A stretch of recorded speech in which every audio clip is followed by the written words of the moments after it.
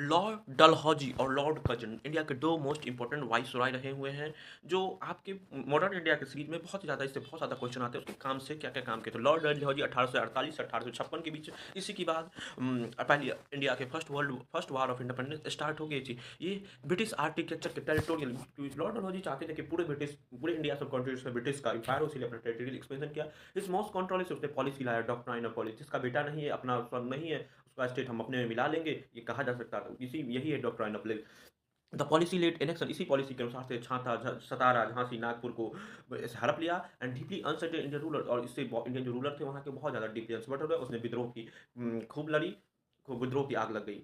Alongside Dalhousie also in Awadh, the Lucknow ने अवध 1856 में miss governance में लाया, और इससे ज़्यादा और भी ज़्यादा आ गया कि किस तरीके से ब्रिटिश मिस गवर्नेंस के नाम पे, और बिना मिस गवर्नेंस क्या डिफाइन था, हटा दिया। Dalhousie rule not only expansion, limited expansion, Dalhousie ने सिर्फ इमिटेड एक्सपेंशन नहीं किया, ही फाउंडेशन ऑफ मॉडर्न इंफ्रास्ट्रक्चर, उसने modern infrastructure, railway line, telegraph line, uniform postal speed, communication, administration efficient बनाए।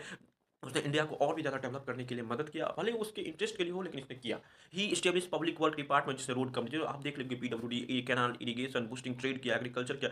W Dalhousie promote modern education, से मॉडर्न एजुकेशन के साथ इंडिया को सोचा कि एक बाबू बनाया जाए, जो बाबू सिर्फ काम करे अंग्रेजों के लिए, including introduction of competitive civil service में कंपटीशन, ताकि कंपटीटिव में अच्छे स्टूडेंट आए। Despite this contribution his annexation, इसके एनेक्सेशन और पॉलिसी आपको ज़्यादा चैलेंज हुए। Lord Curzon persuade difference but equally impactful approach, Lord Curzon ने उसके लिए इक्वली इंपॉर्टेंट हुआ। Lord Dalhousie focus expansion, Dalhousie जिस तरीके से एक्सपेंशन पर फोकस किया। कर्जन एडमिनिस्ट्रेटिव इफेंस, वो चाहते कि जो एडमिनिस्ट्रेशन जो इतने सालों से है पुराने हमारे एंसेस्टर के द्वारा, पुराने वाइसराय का, क्यों उसमें जो कमी है उसको सही किया जा सकता है। आप नए आइडिया को लाने से पुराने को सही करने का वो सोचा। ये अंडर को रिफॉर्म, पुलिस रिफॉर्म, कर्जन ने police reform, police education system में लाया, रेवेन्यू सिस्टम में कर्जन ने पहली बार इंडियन यूनिवर्सिटी एक्ट को, जहां उसने सोचा कि हायर एजुकेशन में गवर्नमेंट का फंडिंग इंक्रीज करके, ताकि वहाँ पे रिसर्च एंड डेवलपमेंट, खुद साइंटिफिक टेम्परामेंट हो सके, फिलोसफी, एथिक्स इत्यादि की ज्ञान दिया गया। Curzon remember role of preservation culture, Curzon को जाना जाता है इंडिया के जितने भी मॉन्यूमेंट थे, जो राजाओं महाराजा इंडिया के सिविलाइजेशन से, उसको प्रमोट किया। ही स्टेट आर्किटेक्चरल सर्वे, उसने आर्कोलॉजिकल सर्वे ऑफ इंडिया को स्ट्रेंथ किया गया। His tenure is most controversial, उसी के टाइम में 1905 में कर्जन पार्टीशन ऑफ बंगाल किया गया।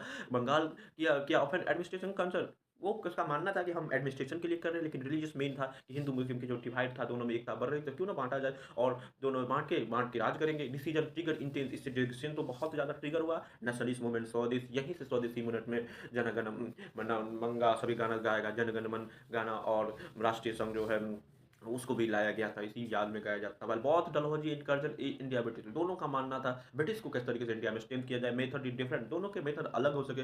Dalhousie realise territorial expansion, modern कीजिए infrastructure, Curzon administrative timing, political control, बहुत ग्रोथ ऑफ इंडियन, लेकिन दोनों के इस